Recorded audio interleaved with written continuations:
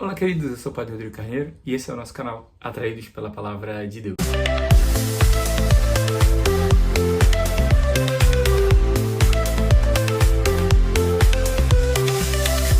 Bem, então hoje sextou, né? Nós estamos aqui nessa sexta-feira e aqui no Chile essa semana é uma semana quase sem atividades, porque por isso que eu também estou assim, estou no meu dia de descanso. Essa semana quase sem atividades, porque ontem se celebrou as festas pátrias, então é quase feriado a semana inteira. Não se tem atividade, não se faz muita coisa, é proibido trabalhar. Foi proibido trabalhar ontem e hoje, então é todo esse movimento diferente para esses dias. Então sextou com um dia de descanso também no dia de hoje. Então, vamos lá. A primeira leitura de hoje vai uma exortação de São Paulo a Timóteo para ajudar ele a entender que a gente precisa falar de Jesus. Da nossa boca, dos nossos lábios, precisa sair as coisas de Deus. A gente não pode se acostumar a falar qualquer coisa ou falar das pessoas, porque justamente é isso que ele vai dizer. Quando a gente não se preocupa em conhecer as coisas de Deus e falar de Deus, a gente acaba falando dos outros ou falando de si mesmo, né? A gente começa, na verdade, quando a gente não fala de Deus, a gente começa a falar de si mesmo. Começando a falar de si mesmo, a gente começa a encontrar os problemas nas coisas, porque você fala de si, então isso não preenche, isso não satisfaz, então aí começam os problemas e a gente começa também a falar dos outros, a olhar para os outros. Eu lembro que na faculdade, quando a gente teve aula com Dom Antônio de teologia moral, se eu não me engano. Então, quando a gente teve aula de teologia moral com Dom Antônio, ele falava que você vai reconhecer uma pessoa, se ela é verdadeiramente de Deus, pelo que ela fala.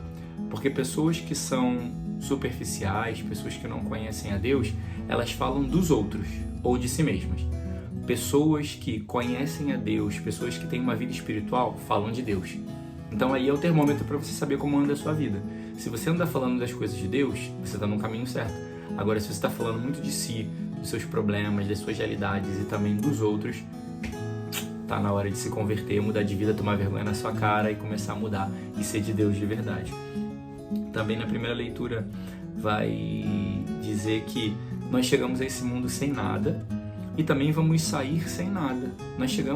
Nós nascemos até sem dente, né? Nem dente a gente tinha quando a gente chegou nesse mundo e quando morrermos não vamos levar nada. No caixão não tem carro, não tem gaveta, não tem espaço para colocar nada. Então nessa vida, a vida não foi feita para acumular, mas a vida foi feita para conhecer a Deus, para fazer-se conhecido por Deus. Isso também que me vinha à mente, que a nossa vida precisa ser uma vida para fazer-se conhecido por Deus. Por quê? Porque na parábola, em duas parábolas, uma do reino e outra das virgens, ele vai dizer, não te conheço, porque elas não foram prudentes, não fizeram o que deveriam fazer no tempo que deveria ser feito. Então se nós não lutamos nessa vida e nos esforçamos para fazer o que devemos fazer, nós vamos acabar correndo o risco de chegar no dia final diante de Jesus e ele dizer, não te conheço. Então a vida não é para acumular coisas, mas é para conhecer a Deus e se fazer conhecido por Ele. Fazer com que Deus guarde, de uma maneira, entre aspas, guarde o nosso rosto e o nosso nome para que você não escute no dia final, não te conheço. Então essa vida não é para acumular, não é para juntar riquezas, porque ele também vai falar disso, né? Que a avareza, que é o apego ao dinheiro, apego a bens, apego a coisas materiais, ela vai fazer você perder a fé, porque você vai colocar sua confiança nas coisas. Quando eu tenho, quando eu posso, quando eu faço, eu coloco a minha confiança nisso, no que eu tenho, no que eu posso e no que eu faço. Eu posso fazer isso, mas eu também posso ir além com Deus, porque onde eu não posso, Ele pode fazer. Eu faço, só que onde eu não faço, Deus está fazendo. Eu tenho, quando eu não tenho, a providência de Deus me satisfaz e me ajuda.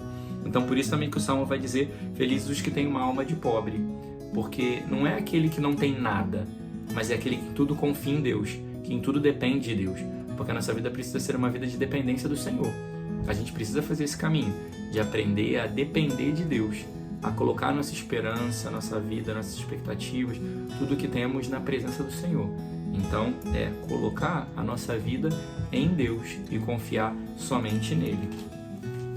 E o Evangelho vai trazer um elemento importante que, na vida cristã, é preciso ter uma comunhão entre graça e bens. Por quê? Porque o Senhor, ele realizava muitas graças no meio do povo, fazia grandes obras, sabe? Curava, salvava, libertava, mas também tinham as pessoas que haviam sido curadas e que colocavam seus bens à disposição para a ajuda da evangelização, para que eles pudessem comer, para que eles pudessem se hospedar nos lugares onde talvez tivessem que se hospedar. Então, a vida da igreja não é uma vida só de graça, né? A gente não vive só da graça de Deus, mas é preciso ajudar. Então você também precisa se comprometer e ajudar a sua comunidade, a sua paróquia, né? Você precisa estar comprometido com isso, com a parte financeira. Essa comunhão entre as obras de evangelização, as obras missionárias, o anúncio do evangelho, mas também precisa haver investimento, precisa haver partilha, comunhão não só da palavra, mas comunhão também do bem que se tem, para que a igreja possa sobreviver e caminhar. Porque a gente vai ver que Jesus ia passando pelas cidades, e como é que ele se hospedava nas cidades? Como é que ele comia naquelas cidades? Pelos bens que também eram favorecidos, eram colocados à disposição. Então a igreja vive desse equilíbrio também. É a graça de Deus que nos sustenta, mas tem que ter também esse elemento material para dar, não é o mais importante, mas é para dar subsídio, para dar base para que a graça aconteça. Então, na caminhada cristã e na vida de fé e nesse itinerário, a gente precisa sim ajudar a igreja a pensar nas necessidades, nas realidades materiais. Porque, por exemplo, tem pessoas que acham que é simples você chegar na igreja e vai sentar no banco e tem luz acesa, vai no banheiro usar água, bebe água no bebedouro, comunga da hóstia e do vinho, mas tudo isso tem um valor. Então a gente precisa também se comprometer em ajudar a igreja. Eu não posso ficar nesse pensamento egoísta de achando que a igreja se vire. Não, eu tenho que me comprometer. E aí é importante porque tudo que a igreja tem é para evangelização, não é para uso pessoal também. Porque às vezes acontece das pessoas confundirem e acharem que as coisas que a igreja tem, me empresta, eu vou levar. Não, o que é da igreja é para uso da evangelização, não para uso pessoal. Eu vou fazer uma festa em casa, eu quero a cadeira da igreja. Não, o que é da igreja é para evangelização.